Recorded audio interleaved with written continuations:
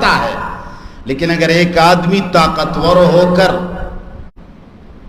صاحب مال ہو کر کسی مظلوم کا ساتھ نہیں دیتا اور ظالم کی آنکھوں میں آنکھیں نہیں ڈالتا تو وَمِمَّا رَزَقْنَاهُمْ يُنْفِقُونَ پر ایمان لانے والا نہیں ہے۔ یہ بھلے پورا دن نمازیں پڑھتا رہے، بھلے پورا دن یہ ذکر کرتا رہے، مگر یہ اللہ کے قرآن پر ایمان لانے والا نہیں، اس لیے کہ اللہ نے فرمایا ہے کہ میں نے جو کچھ تمہیں دیا ہے یہ اللہ کے راستے میں استعمال کرو، تمہیں طاقت دی ہے تو اللہ کے راستے میں استعمال کرو، ظالم کو یہاں سے پکڑو اور اس سے کہو کہ یہ مظلوم شخص ہے، بے شک اس کا باپ نہیں ہے، بے شک اس کے چاچا نہیں ہے، بے شک اس کا خاندان کمزور ہے، لیکن آج تو نے اس پر ہاتھ ڈالا، آئندہ ڈالو گے تو تمہارے دانت توڑ دوں گا۔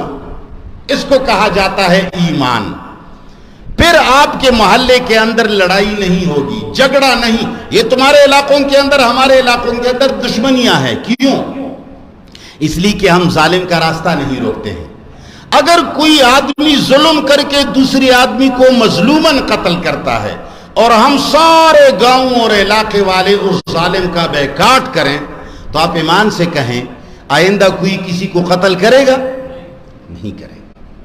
تو اللہ فرماتے ہیں وَمِمَّا رَزَقْنَاهُمْ اور ہر اس چیز سے جو ہم نے ان کو دیا ہے، يُنْفِقُونَ اللہ کے راستے میں خرچ کرتے ہیں، خواہ وہ مال ہو، خواہ وہ طاقت ہو، خواہ وہ علم ہو، خواہ وہ ٹیکنالوجی ہو، خواہ کوئی بھی کمال ہو۔ کسی آدمی کو اللہ نے جرگے کی استطاعت دی ہے، جرگے میں ہوشیار ہے، تو آپ ہی اپنی جرگے کو اور اپنے تکلم کو اور اپنی سیاست کو مسلمانوں کی خیرخواہی کے لیے استعمال کرو۔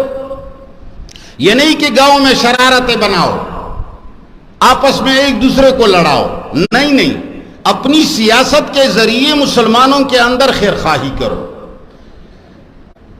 اور چوتھی چیز والذین، اور یہ پرہیزگار لوگ وہ بھی ہیں، یؤمنون جو یقین رکھتے ہیں، بما ان کتابوں پر، انزل الیک جو تمہاری طرف نازل کی گئی ہیں۔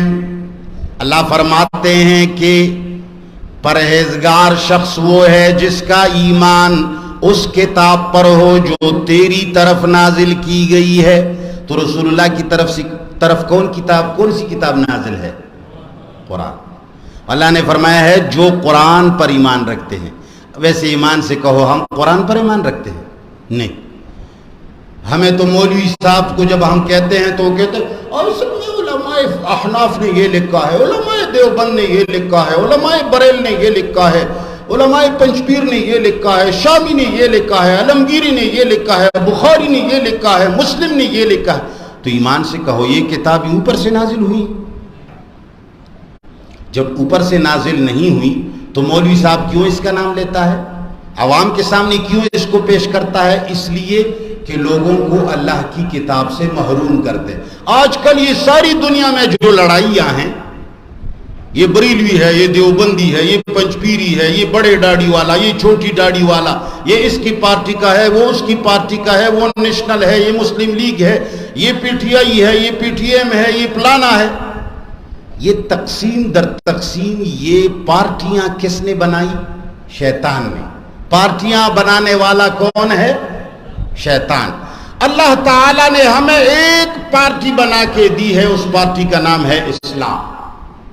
ہمیں ایک لیڈر دے کر بھیجا ہے، وہ لیڈر ہے محمد رسول اللہ، اور ہمیں ایک دستور دیا ہے، اس کا نام ہے قرآن۔ اگر ہم سارے مسلمان اس ایک قرآن کو مان لیں، ایک لیڈر کو مان لیں، ایک عالم کو مان لیں جو محمد مصطفیٰ ہے، تو یہ ساری لڑائیاں ختم ہوں گی، سارے مسلمان ایک پلیٹ فارم پہ جمع ہو جائیں گے۔ تو اللہ نے فرمایا والذین، اور پرہیزگار لوگ وہ بھی ہیں، یؤمنون جو یقین رکھتے ہیں، بما اس کتاب پر، انزل الیک جو تمہارے طرف نازل کی گئی ہے، وما اور ان کتابوں پر بھی ان کو یقین ہے، انزل من قبلک جو تجھ سے پہلے نازل کی گئی ہیں۔ تورات